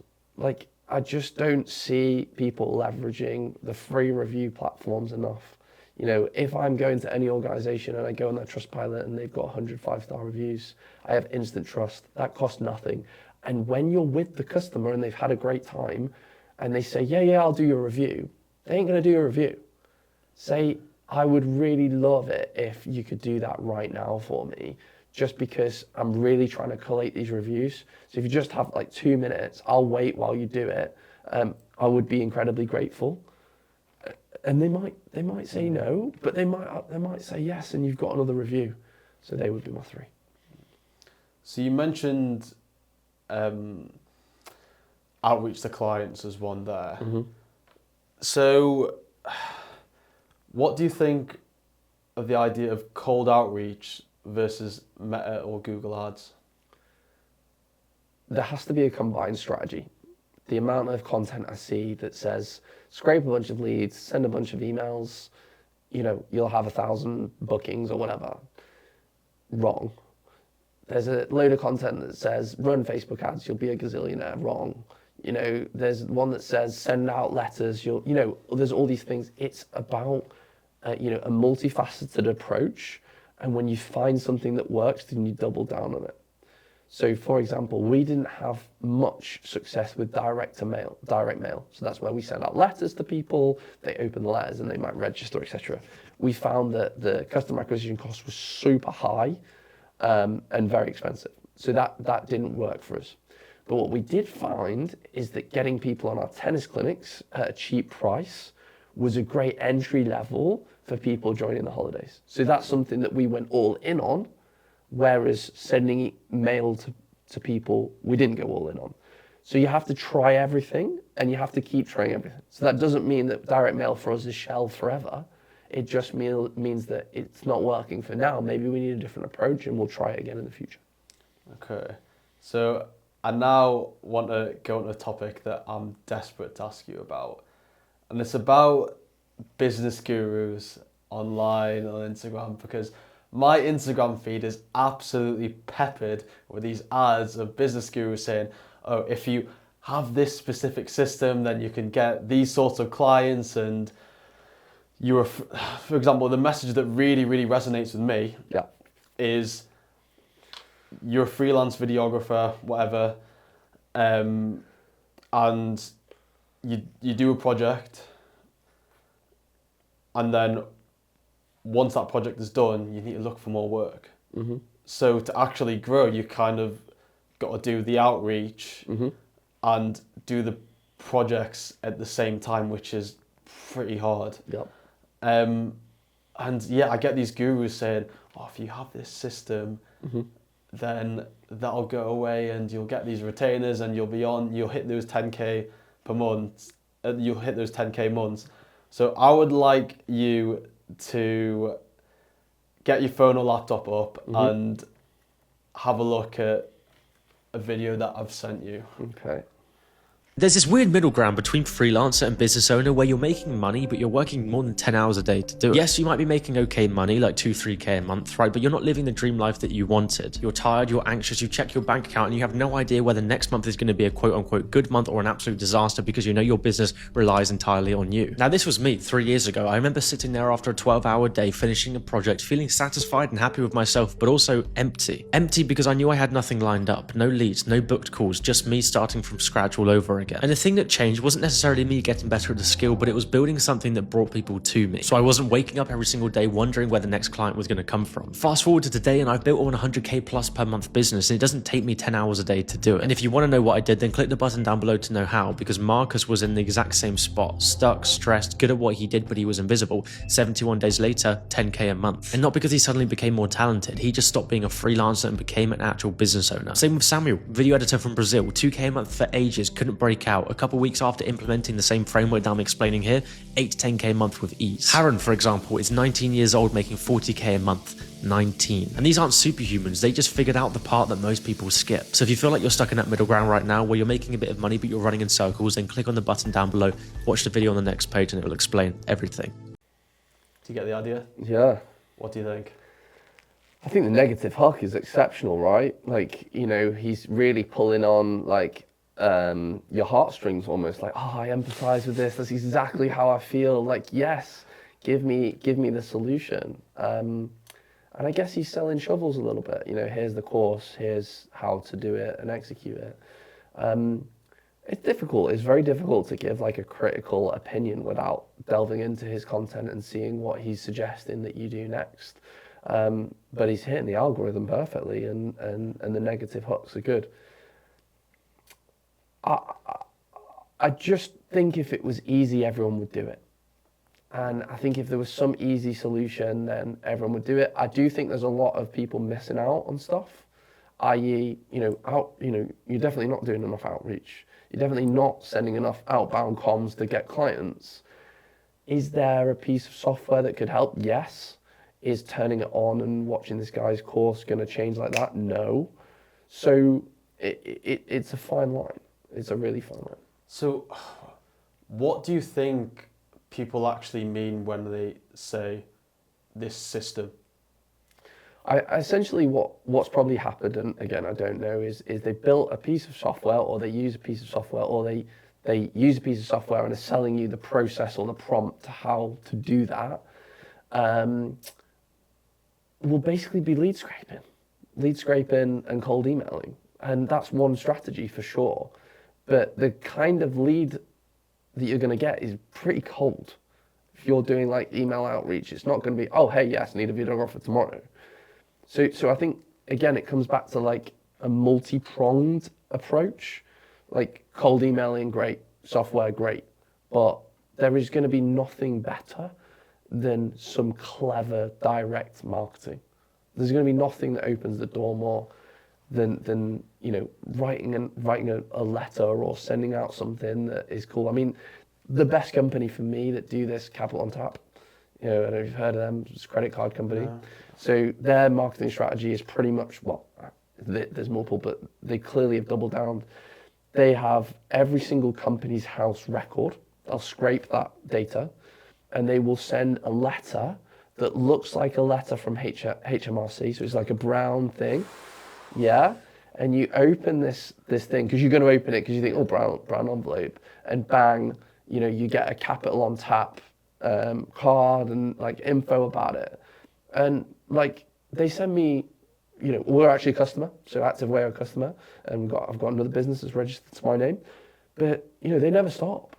They never stop sending these letters, and that's their strategy. So am I going to say that buying this guy's course and switching it on is going to print you a load of leads? I can't give you 100% no, but pretty much no. Yeah. I mean, surely there's some people that sell courses that it is actually really beneficial. Like, surely they're out there. How do you...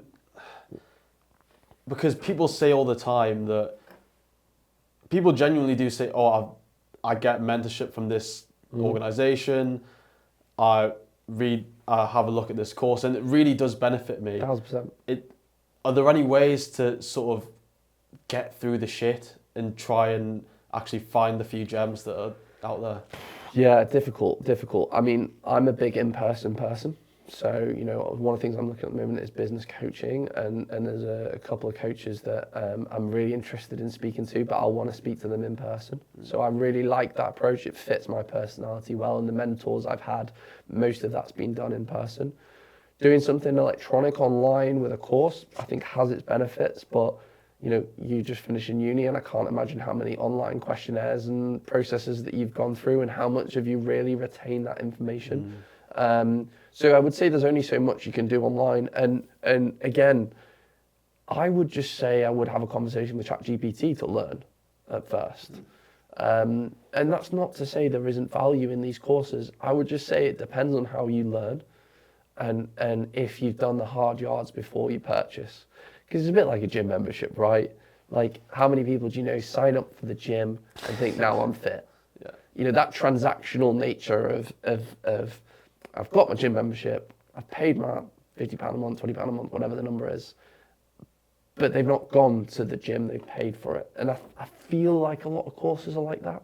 I've paid for the course, now, therefore, okay, now I'm good at this thing. Well, not really. The hard yards are, okay, maybe watch the course, but we all know that you learn from doing. So a course is going to show you, but you kind of need to exercise that thing. And for me, you know, the amount of things that I've been fortunate enough to self-teach off YouTube, now AI, I just think you've got all the tools at your fingertips to get to a level. And I feel like I've got to that level. And now for me to go to a new level, I need to go and access that business coach, which is a bit more in person, a bit more hand-holdy there with me than a generic something online. Got you. Yeah, I think you've broken that down pretty well. Do you want to give that next video a watch? Yeah. If I had to get a client by next week and it was either that or I'm back to retail, then here is exactly what I would do after signing over 100 clients in B2B. Firstly, I'm going to choose a social platform where I know my niche already exists, right? If it's B2B, they'll likely be on LinkedIn, Instagram, or X. I'm then going to use the tool Apollo and the AI tool Clay, which is going to help me scrape a massive amount of leads instantly for me and also sort these leads, qualify them whilst personalizing every single potential outreach message. I'm then going to go back over to the social platform that I chose and I'm going to make 5 different pieces of content, okay? I'm going to make one to explain who I am and what I do, one to provide proof, one to provide value, one to nurture, and one to sell. And this works so well because nobody else can be asked to do this part. This means that when I do my permission-based outreach using the personalization that the AI gave me to the leads that Clay has organized for me, they will take one look at my profile, they'll see I'm an expert in what I talk about, they'll know me, trust me, know I'm valuable, and feel no other option than to take advantage of my offer because I'll make it a no-brainer. And my offer will include a risk reversal, a guarantee, and an element of scarcity just to get them over the line. And this right here is what's going to save me from going back to retail. So comment down below the word sale and I'll send you a link to join Skill to Profit where you will get all of these automations, the scripts, the templates, everything you need to do it yourself and more. Got it? Yeah, so interesting. The guy speaks really well.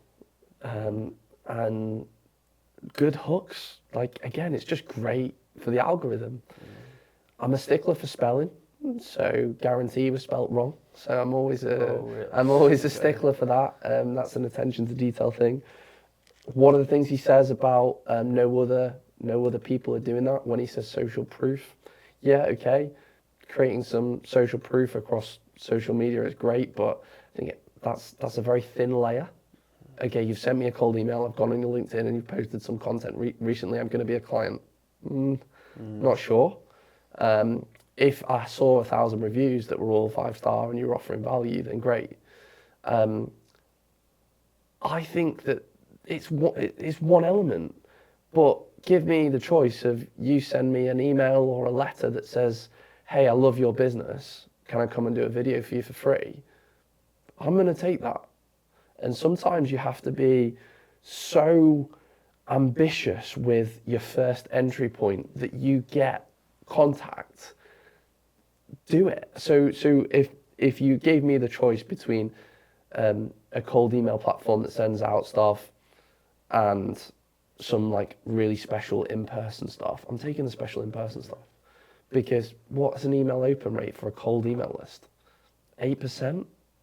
So, and then the people that open it, they're actually interested. Do you know what I mean? And how many bounces and all this. So it's just so, it seems like I'll switch this light switch, I'll get a bunch of leads and I'll get a bunch of bookings. I'm just not sure how qualified those people are. And obviously you've got the automated follow-ups, all that stuff. I love it.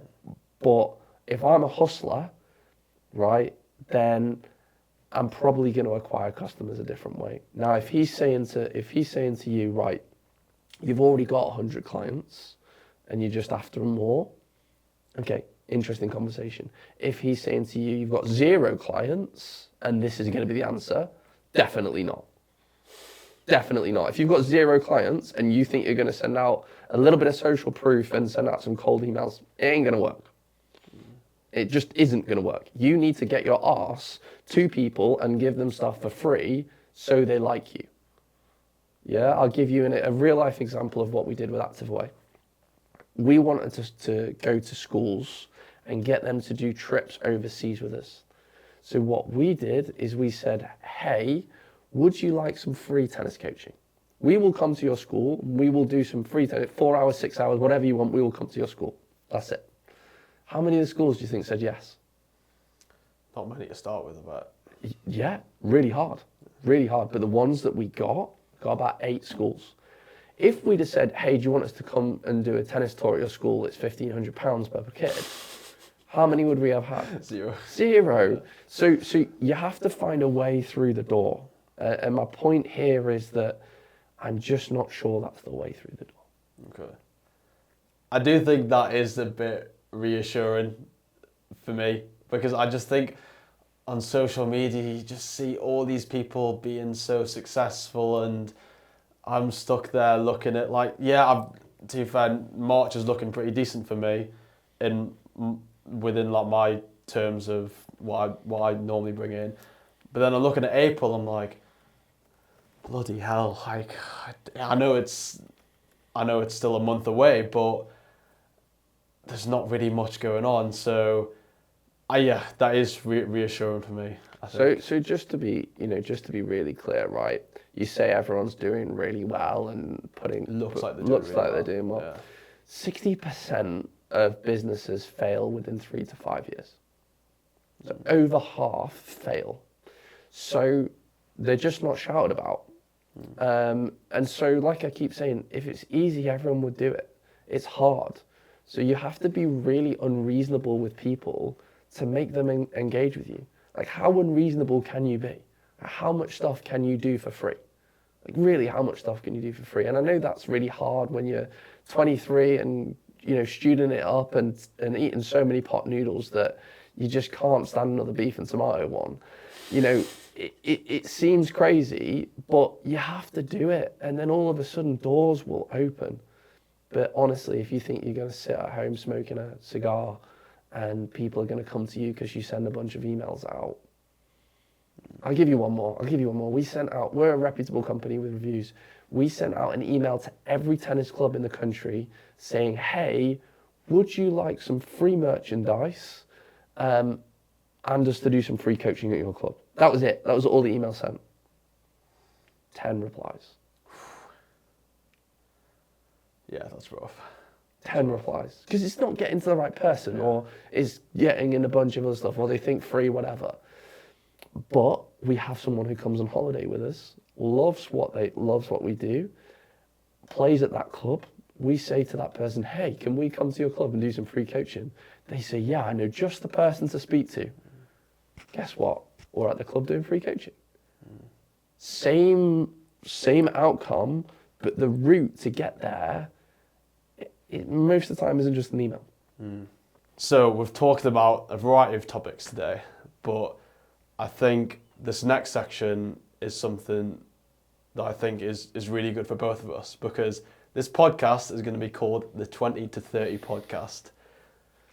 So me just turning 23 at the start of the month, which is at the time of recording February, and you're just about to turn 33. I really feel like that time from your 20s to your 30s is a really, it's quite a weird stage of life, I think, because for me, I'm used to you go through school and uni, you get told what to do. It's all this and that, and you just do it. Mm-hmm. But now when you come out, there's no rule book anymore. Yeah. It's really exciting, and it is really scary. So I'd like to start at the beginning of your journey, which was, actually, I'll let you explain. What was the beginning of your journey before Active Away? So I had an interesting story. So I was very lucky. My parents from a working class background, and they worked their socks off, ran a business together, and they sent me to a really good school. So I was on this sort of academic pathway, playing a little bit of tennis, but school was sort of the main focus. And then I got to 15 and somehow decided to leave school and play tennis, which, by the way, is a terrible decision. It wasn't good enough. But that was interesting. And then I got to 18 and I was like, okay, right, what do I do now? All of my peers from school are going on to university. What do I do? And I remember feeling a bit lost. I started tennis coaching and various other things. But I sort of got to 21 and I was like, I've burnt my boats here. Like, there's no looking back. Everyone else has now finished university, and here I am, like, coaching. And that's when I found Active Away. And I remember, like, swimming in a pool on a Tuesday afternoon thinking, I'm getting paid for this. Like, I'm in Turkey and I'm swimming and I'm getting paid for this. This is pretty cool. And fell in love with it. Like, absolutely fell in love with it. And was really fortunate that, can you imagine being 21 years old and people trust you to do things? Like, just get on with stuff. And you can have access to anything. And that's what Matt and Steve gave me. They just empowered me to do things and try things. and learn all the time. So I just felt very, very fortunate. And then I think once I got my teeth into Active Away, I just knew that I fully believed in it. I fully believed in our product and what we do, and that motivation of burning my boats and loving what we do has just enabled, me to kind of progress and love working hard. So I think let's take it back to when you were younger and you were obviously quite tunnel visioned, right? So do you have any advice to a young person who's also tunnel visioned, whether that's in sport or business? Yeah, I think know if it's working, and if it's not, kill it. It's really difficult if you're someone who does complete things and does get their teeth into something and keep going and keep going and keep going and keep going. You can be a little bit blinded as to whether it's working, and I've definitely made that mistake. On the other side, if it is working, I remember I can't remember if it was Sir Alex quote, but he said, when you're in that tunnel and you're so clear on that destination, you're going to have things coming at you all the time that might slow you down. And sometimes it's better to just make a decision than sit and ruminate and think it through and spend time, because you can get stuck. So I think if you've got that clear tunnel vision and it's working, execute, absolutely execute. But if you've got the tunnel vision, you also have to know when it's not working and exit stage left, because otherwise you can spend 10, 15 years on something that's never going to work. Yeah, I mean, you are spot on there, but I think it's a really big skill actually to know when to quit. Mm-hmm. So when you are tunnel visioned, how do you actually tell the difference between discipline and delusion? It's a great question, and like, how many people have achieved things that everyone wrote them off for 5, 6, 7, 8 years? So I think it's a really fine line. The only experience I can share was tennis. At stages I was undisciplined, but at stages I was pretty disciplined. And even when I was super disciplined, I'm never going to be a top 100 tennis player. Do you know what I mean? And I think it's having the humility to recognize that. But it isn't easy, and make sure that the people listening to you are voices that you're listening to are voices that you really trust and have your best interests. But fundamentally, you've got to have a bit of delusion, because if you don't, you're never going to achieve anything. So it's a really, really fine line, and that's where your mentors and your key people really, really matter to sense check you. I think that's really important what you touched on there, that delusion can be good or bad. And I think having that, delusional optimism in business, even if it's wrong, you can still make a success out of it. Mm-hmm. So I think if you could speak to the 15-year-old you, Mm-hmm. what would you say without killing ambition? Wow, what a question. I think you are enough and it will happen. I'm always someone who is so slightly controlling in a way, like, I need to control this outcome, therefore I'm gonna do everything in my power to achieve that. And I think that's helped me win in a lot of ways.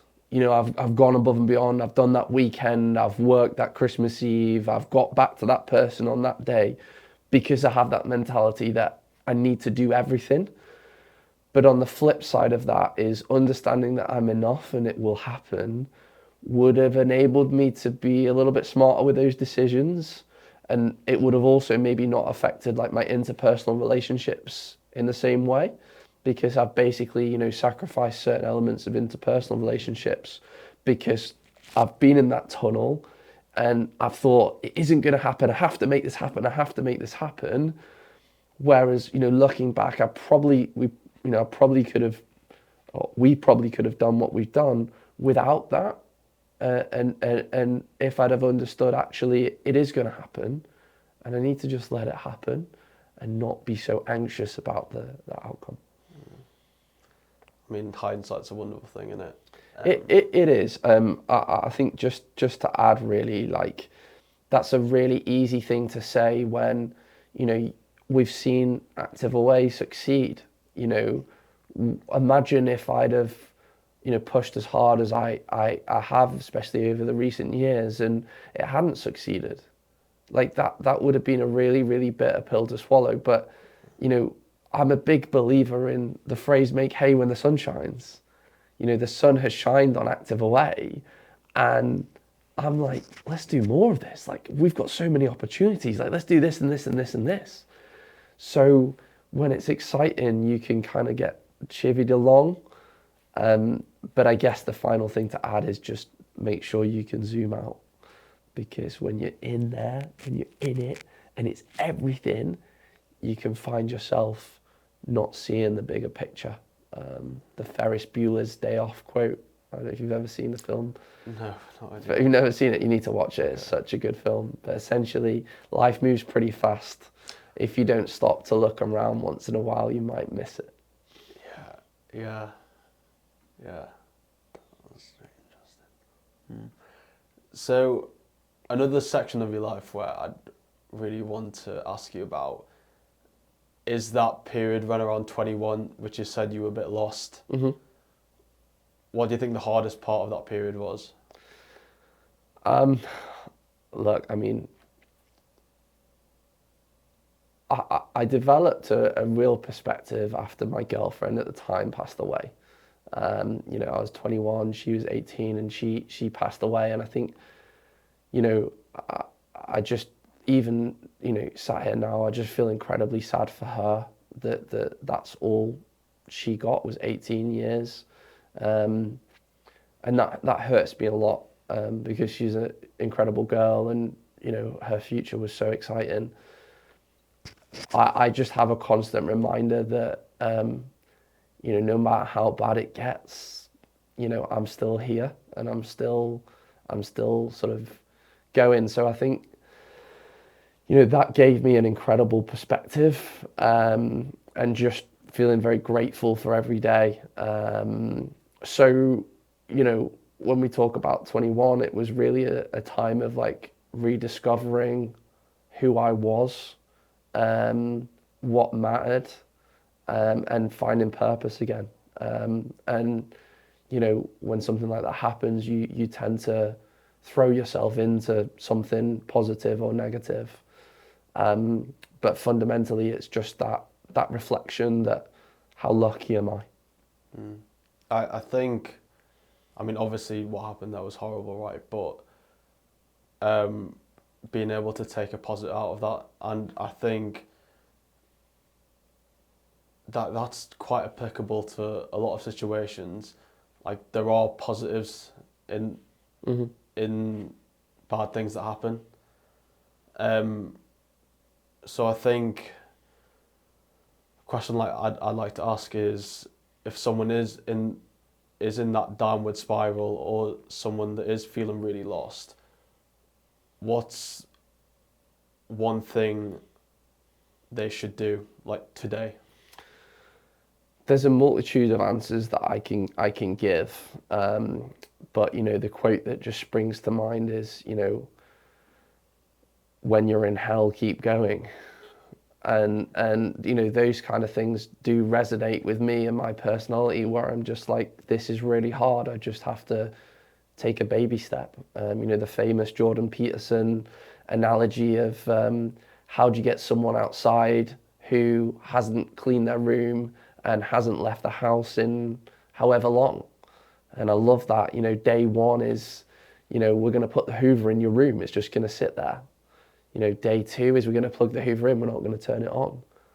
You know, day three, we might like plug the Hoover in and do a small section of the carpet.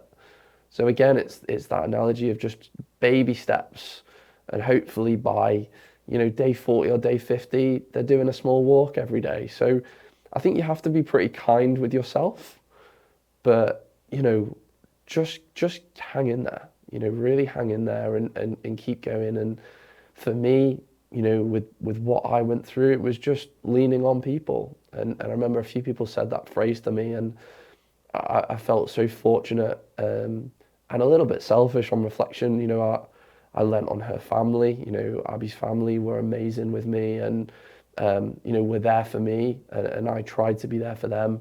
My family, my friends, everyone showed up for me, and I think that's where, on reflection for me over the last few years, when my head's been in work a lot, you know, I needed to value those interpersonal relationships, because when it gets hard, that's all that really matters. You know, the people around you, and just making sure that you've invested in them and shown up for them when it matters. Because without that, that would have been really hard. I mean, I can actually relate, because I think you already know, right? I had a friend of mine pass away actually around this time last year now. And it was, yeah, he's called Matty. And Matty to me he was like my first mentor in a way, actually. Yeah, and the first person to really go out of his way to help me with just setting up all the camera stuff. And I think probably up until around that period when what happened, I was like, I'm like, I want to work for myself. I want to try and create a business. And bloody hell, like when that happened, I was just, it kind of turned my world upside down, and it really, really made me think about, Jesus Christ, like, because the crazy thing is that when something like that happens, right, people are usually like, how did he ever get to the point where he did what he did? But I was sitting there at the funeral, and I was like, damn, I kind of know exactly how that would feel. Because it's like this whole entrepreneurship thing, it's such like a lonely pursuit. You know what I mean? That's really sad to hear. Yeah. And you know, it's really sad. And I think, you know, if Matty was sat here and you know, you had an opportunity to speak, I think you'd probably tell him that he's enough. And I think that's what we go back to, is like, you are enough, and you aren't defined by your business and your achievements and all those other things. And you know, just feel very sad that Matty's not with us anymore, mate. And what an amazing thing that you had time to learn from him, and he was your first mentor, and you will never forget those things. And that's really all we can reflect on, because, you know, you'll never forget him, and you'll never stop talking about him. Of course. And I really do think it is amazing how we can take such positive lessons from tragedies, really. Yeah, it's tough. I mean, just to share on something that I'm reflecting on at the moment is the rubber versus glass ball theory. And the idea here is, there's certain things in your life that are rubber balls, i.e. they'll bounce back. So things like, you know, work, career, etc. And then there's the glass balls, and they're things like family, friends, health. And for me, that sort of put it to the fore of my mind that, you know, we push hard, we work hard, we're ambitious, we're driven, and we don't want to lose those things. But zoom out, baby. Like, you know, if you drop that rubber ball, you're going to have an opportunity to have another go. But you drop one of those glass balls, you know, you don't look after your health, you don't look after your family, you don't have to look after your partner or your friends. That could be it. Yeah.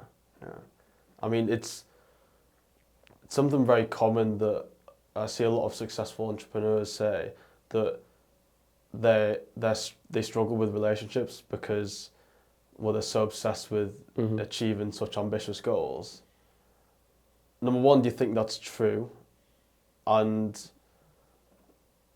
what have you learned about that work-life balance from your 20s going into your 30s? Okay, so yes, it's 100% true.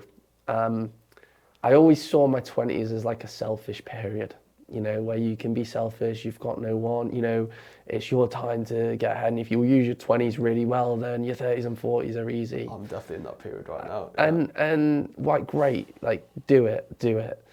The problem is like, if that mindset continues, and I think if I was being self-critical, I would say into my 30s, it probably even got worse in terms of like, okay, like, let's keep going. Like, we've done this, like, let's do this, let's do more of this. And fundamentally, everything's a choice, right? But when you're so deep into that thing and you cannot see anything else around you, and you've got people going, are you okay? Are you right? Is everything all right? I'm a bit worried about you. You're like, yeah, I'm fine. And they can see within you that you're not looking after certain things. And that appears for people in certain ways. For me, it appeared like in not showing up at certain points in a relationship, you know, not you know, giving 100% to that or prioritizing that at certain points. And there's a lesson there. But for others, it might prioritize in like little things, like, are you eating? Are you, you know, if you go to the gym and you stop going to the gym. So I think it's, again, having the humility to listen to those around you that know you the best and care about you, and zooming out and saying, you know, what am I choosing here? Yeah, that's super interesting what you were saying about going into your 30s and still chasing those goals. And I mean, it's nowhere near what you've managed to do with Active Away, right? But it's this thing we've managed to do that. Sorry, yeah, Matt and Steve, of course. And no, the rest of the team. And the rest of the team, yeah. But something is really interesting about hitting milestones, and I actually think back, like, again, this achievement is obviously nowhere near what everyone's done with Active Away, right? But the charity boxing that I done amazing. last year, right? Where you train like so hard for these 8 weeks, just for this one moment. Yeah. And then, yeah, it was last March where I did it and actually won. But it was the first time in my life where I felt like I've actually achieved something that I worked really, really hard for. Love it. But then the next day, or even straight after, it's like, oh, yeah, it's done now. Yeah, it's such a good, I mean, amazing what you did, mate, amazing. It's the, you know, Sir Alex Ferguson just won the Champions League. There's a light in the office the next morning at 6 a.m. and he's in there. It's the same, isn't it? And you're clearly a driven young man, and you clearly, you know, want to achieve and want to do well. And again, if I was talking to me at 23, I would just say, keep working hard, keep being driven, but let it happen, baby. Like, you know, you're going to be great. So I think... Sounds like you don't believe that when I say that. No, I think I do. And I think it's... But it's, again, like you were saying, it's very hard to think like that whilst you're in it, right? And I'm sure you've had those moments where you've achieved something and you're like, oh, is that it? So going through all that, has it changed how you think about chasing career goals, work-life balance? Yeah, I think the way I described it, like late 20s, was like, I've got this fire inside of me and I need to like do everything I can with this fire and nothing else matters, and I've got to get after it and I've got to do it. But all of those like contrived expressions, and just to be clear, like I've got a lot of unfinished business and a lot more things that I want to achieve, and I've still got that fire inside me. But you hear all those things, and I'm not at this level where this is even a conversation, but you know, you hear millionaires and they go, money doesn't matter, it doesn't make you happy. It doesn't make you happy. And you think, bullshit. Like, yeah, it does. Like, you know, how can you not be happy in a mansion? And the truth is, like, you know, it is so much about the journey. It's so much about the people that you're there with. And I am terrible at that. I never forget, right? I'm in Costa Navarino, one of the most beautiful resorts in Greece. Peloponnese, stunning. And my dad's out there on holiday. And I'm stressing because I've got like 2 hours between sessions. So I need to get back, and it's quite a big group and there's loads going on, and it's a new resort and I've got all these pressures. And I said, oh, can you help me? Can you come find the washing place? And we're driving down this beautiful mountain into this Greek village, like pull up outside the washing place, people having coffee, beers, stunning, like most beautiful, like Mamma Mia, like amazing. And I'm like running in, throw the washing in, give him the card, when can I pick it up? Okay, rushing back. And my dad's like, you have to smell the roses.